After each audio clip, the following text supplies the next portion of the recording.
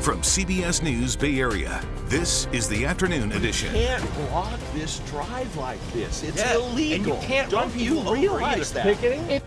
You're watching a flashpoint there, and right now on the afternoon edition, tensions are growing as the teachers' strike in Oakland reaches day number 6, and we are there once again. Good afternoon, everybody. I'm Reed Cowan. So that scene playing out as teachers picketed right outside that OUSD construction site.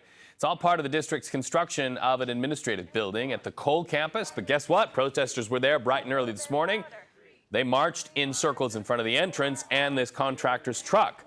That made it so this guy going to work had to inch his truck toward the protesters.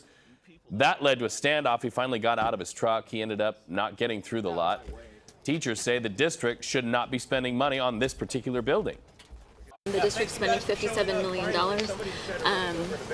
on this project, and at the same time we have crumbling facilities in our schools and are asking for much needed facilities upgrades. We have contaminants in a number of schools, we have leaking sewage, we have roofs that are falling apart, so it's just ironic. So because that building is really the place they want to make their point, we've found that the Division of State Architect is a government agency. They're involved in the construction there at that site. We are reaching out to them for a response, but so far we haven't heard from them. But this is where the district says the teachers union is just demanding too much as part of their contract. This appears to be the sticking point. It's known as the Common Good Proposals. OUSD says it would cost $1 billion to address the issues of reparations for black students, use of vacant properties for homelessness, and helping find low-income housing. So while all of this is going on, we know parents, you're watching your kids outside of school, and many of you are taking matters into your own hands. In fact, get this, 95% of students are not going to class in Oakland today. So some parents stepped forward to put together what is really kind of an unaffiliated makeshift school at a park. The organizer there says the kids just can't be left behind because of the strike. I am losing work. But this is more important. So much more important. I will keep this going every single day that the strike is on. If it's till the very last day of school, we'll be here every day. Community member Anna there stepping forward. We're following all the latest developments with Oakland schools streaming 24/7 on CBS News Bay Area and on KPIX.com. Let's go to San Jose, where police say they found more than 100 pounds of explosive materials at a business and a home. What a headline there. Officers say they discovered the manufacturing operation after a security sweep of a building on Old Bayshore Highway. And look at this. This is 48-year-old Adam Marasow. He's currently under arrest for possession of destructive forces. A court appearance happening this morning for the man accused of beheading a young mother in San Carlos. We want to warn you right off the top, the details of this story are kind of hard to listen to. Prosecutors say 33-year-old Rafa Solano killed Karina Castro with a samurai sword last September on Laurel Avenue. In fact, shocked the community. They say he slashed the victim multiple times after some sort of an argument and then left her nearly beheaded. Suspect is the father of one of the victim's children. Now to developing news. The clock is ticking for the pandemic-era restriction called Title 42. You're going to hear a lot about this today. The immigration policy ends officially tonight, and with just a few hours left, migrants are rushing to meet that Mexico border in hopes of entering the United States. A new policy will take over preventing migrants from gaining asylum in the United States without first going through the application process online or seeking protection in a country that they pass through.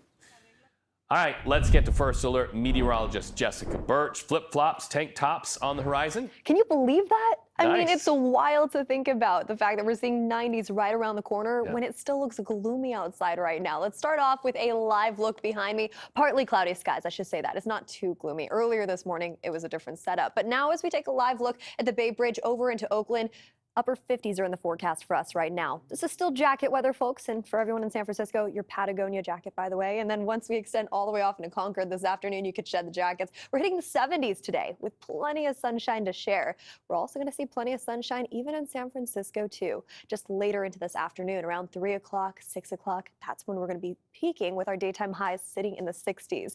Now, I'm not sure if you guys are ready for the weekend or not, but it's right around the corner. We're going to start warming up as high pressure builds its way in.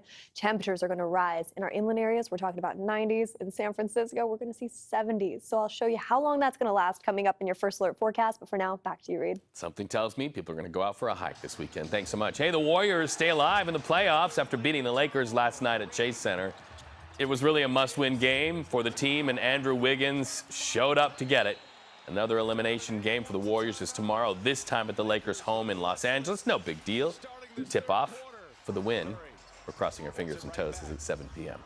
And the Dubs are not only fighting to stay alive in the series, they're also getting attention for their work in our community. They are bridge builders, right? Kenny Choi shows you how the team is giving a big assist to minority businesses all around the Bay. It's a move by the Warriors off the court that's helping small businesses break some barriers, including one San Francisco construction company. Excellent. Well, Sonia Mansfield works in the construction business where being black and female isn't the norm. She focuses on what's possible. I think about the things that I have to accomplish for that day, and I let myself know that it's not bigger than me. The 58-year-old former nurse at San Quentin said goodbye to a steady job to launch Mansfield & Mansfield Construction Cleanup Company in 2018. You can't allow your thoughts to hold you back. All you can do is just go for it. Her company struggled for years but got a timely lift through the franchise fund. It's connected me to bigger companies. It gave me more exposure. The joint initiative of the Golden State Warriors and United Airlines has helped dozens of minority-owned small businesses access training and certification that ultimately lead to more networking opportunities. We're seeing success already with a number of businesses securing million-dollar contracts through the training process. So we're really proud that the curriculum is really about long-term success rather than sort of a one-time solve. Only 3% of U.S. businesses were black or African-American owned in 2020, according to the Pew Research Center. 19-year-old Kamara McKinney, who's also from the Bayview, secured her first job with Mansfield that pays $35 an hour. It's building an inner confidence that she belongs. Within myself, I learned that I can do, because I was nervous at first to come out on the site. We have to do more as business owners. We have to put our youth to work. The Bayview native's unwavering vision is inspiring a winning attitude for those around her, including Mansfield's daughter.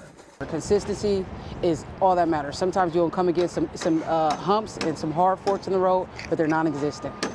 I bet you're going to become a CEO one day. Oh, yes, sir. Yes, sir. I appreciate that. I'm letting them know as young women, they could do the same thing. The climb to the top looks even more possible when a fearless trailblazer shows it can be done.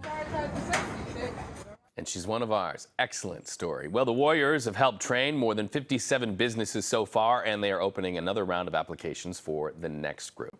Perfect.